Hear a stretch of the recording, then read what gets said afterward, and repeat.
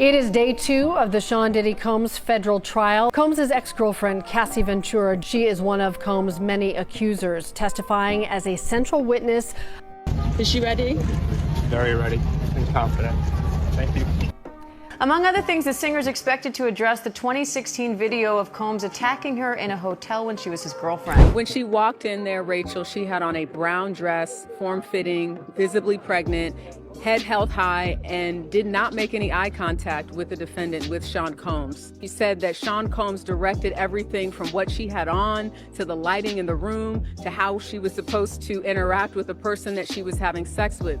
And again, just to reiterate what is a freak-off, the freak-off essentially was something that Cassie said she learned about through Sean Combs about a year into their relationship. He described it as voyeurism, wanting to watch her have sex with someone else. And she said that she did it because she was 22, 21, she was young, she didn't know any better, and that she wanted to please Sean Combs. Among other things, the singer is expected to address the 2016 video of Combs attacking her in a hotel when she was his girlfriend. Combs has pleaded not guilty. His attorneys argue the video is evidence of jealousy, not sex trafficking. And now for the first time, jurors are hearing what Cassie has to say about that and other aspects of their 10-year relationship. And at some point in time, she actually had said that she looked forward to the freak-offs. Why did Cassie express looking forward to these said freak-offs? When the prosecution asked her, was there ever a time that you enjoyed the freak-offs? This is when Cassie got choked up and she said, I did, but only because I got to spend one-on-one time with Combs, and I really did love him. And that is speaking to the psychological abuse, in addition to the physical abuse that she potentially experienced. Yeah, she's definitely laying out someone who was young, who was influenced by wanting to have this record career. She signed a 10-album deal with Bad Boy Entertainment, led by Sean Combs. For decades, he remained untouchable. A mogul, a billionaire, a man who built an empire from music, fashion, vodka, and charisma.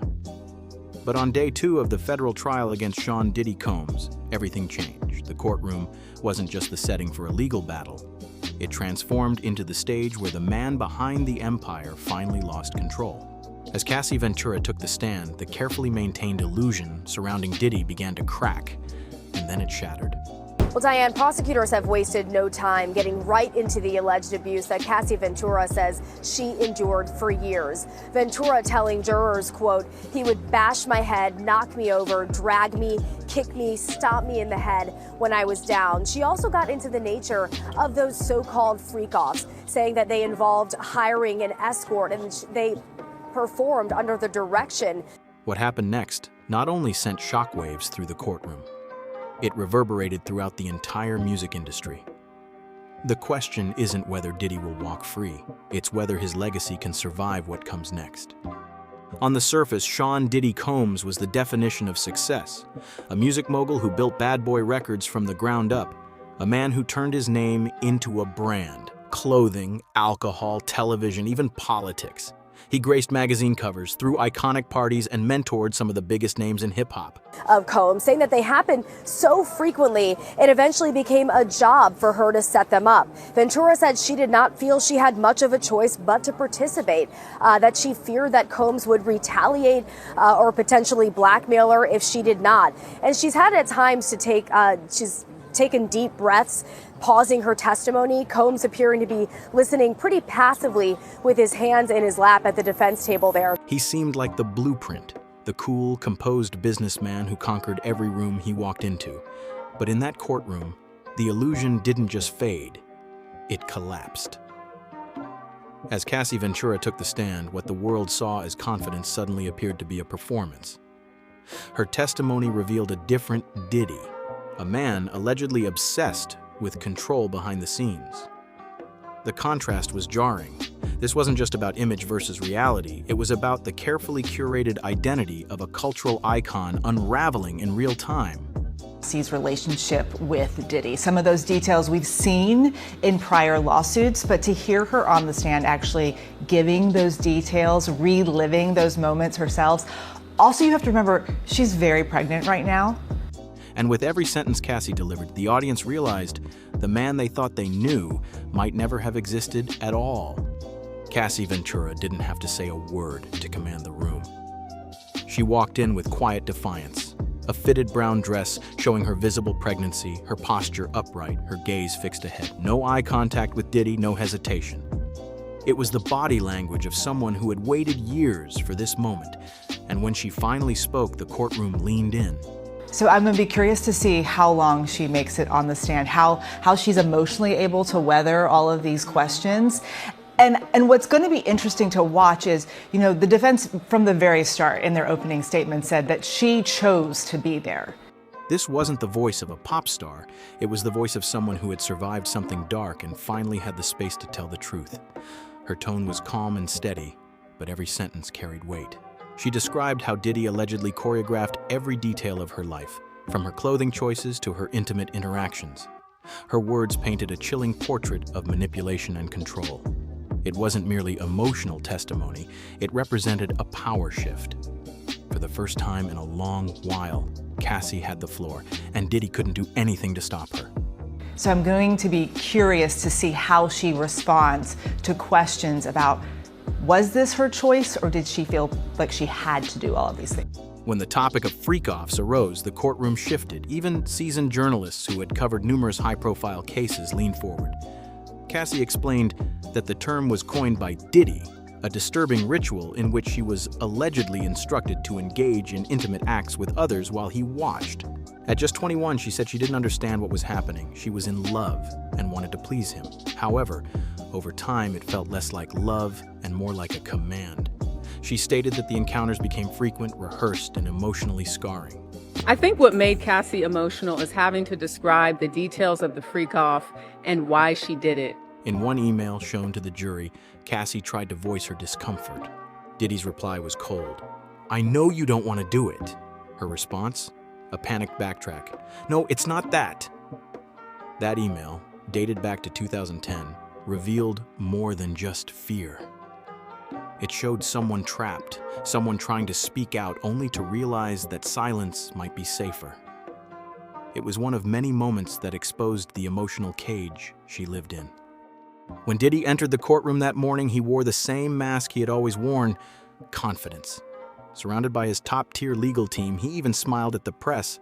However, the moment Cassie started talking, that confidence began to unravel. Reporters in the room described a visible transformation.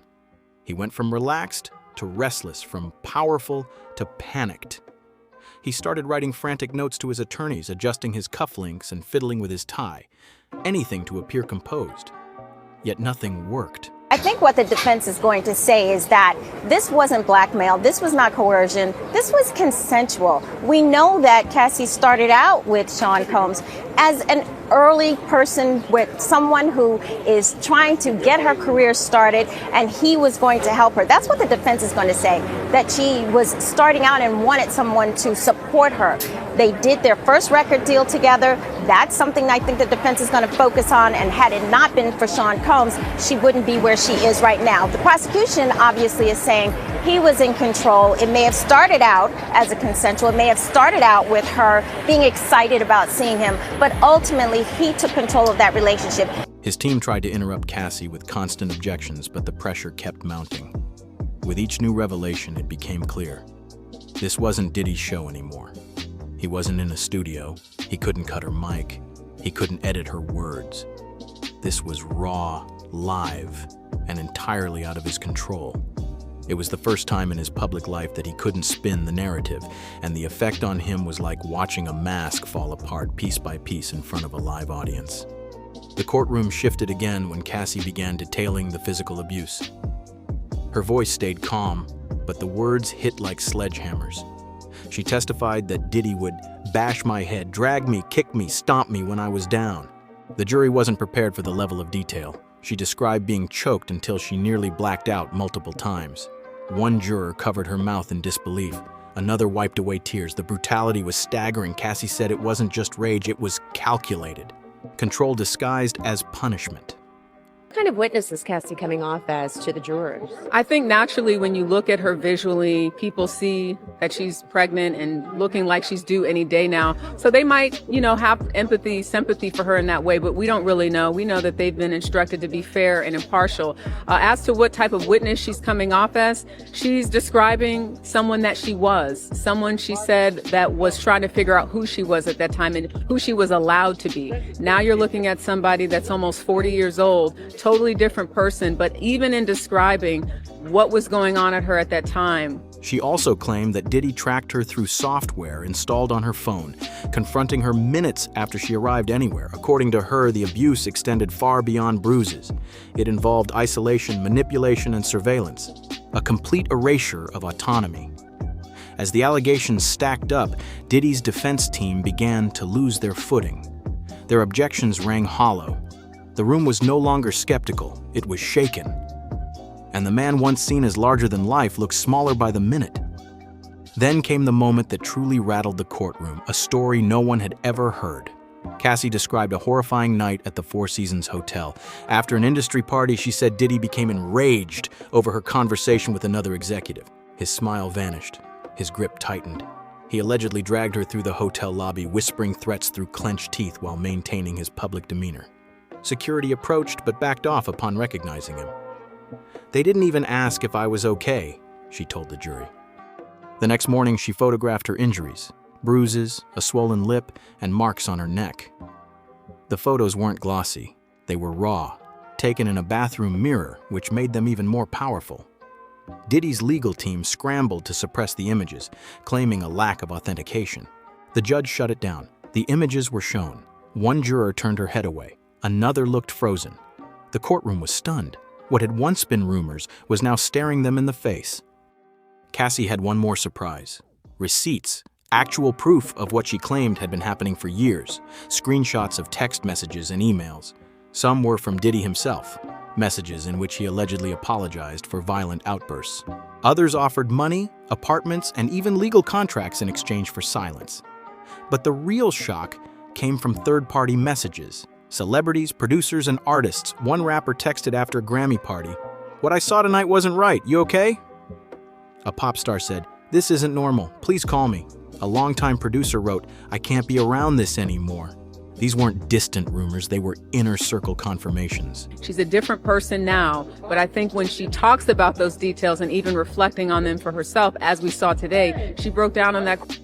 Diddy's own world is turning against him.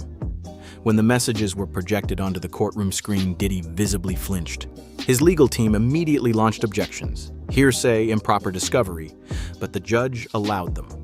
This was no longer just Cassie's word. This was a digital trail that couldn't be ignored. And Diddy, he appeared to be a man realizing that his empire might be built on quicksand. Everything came to a head when Cassie's lawyer played an audio recording, Diddy's voice, allegedly threatening her family. The courtroom froze. But Diddy didn't. He snapped. "You know that's not how it happened!" he screamed across the courtroom, pointing at Cassie. His lawyers scrambled to hold him back. 3 attorneys physically pulled him down as he tried to shout over the recording. The judge immediately slammed his gavel. "Mr. Combs, if you can't control yourself, I will have you removed from this courtroom." It wasn't just a meltdown, it was a complete unraveling, and the jury witnessed every second of it. Diddy's entourage, who had entered proudly with him hours earlier, began quietly slipping out of the room. He sat back down, red-faced and nearly alone. The man who once controlled every aspect of his image couldn't control himself. Not his voice, not his emotions, not the narrative, and certainly not the fallout from what Cassie had just exposed. As court adjourned, Diddy sat almost alone. The entourage that had filled the benches behind him earlier in the day had quietly slipped out one by one. The display of strength had vanished. The mogul who walked into court as music royalty now appeared small, shaken, and exposed. And Cassie? She didn't just tell her story. She tore open a door that had been locked for years. Behind it stood not just one man's secrets, but an entire empire built on power, image, and silence. Now the silence is gone. And what happens next could define the rest of Diddy's life and rewrite hip-hop history in the process.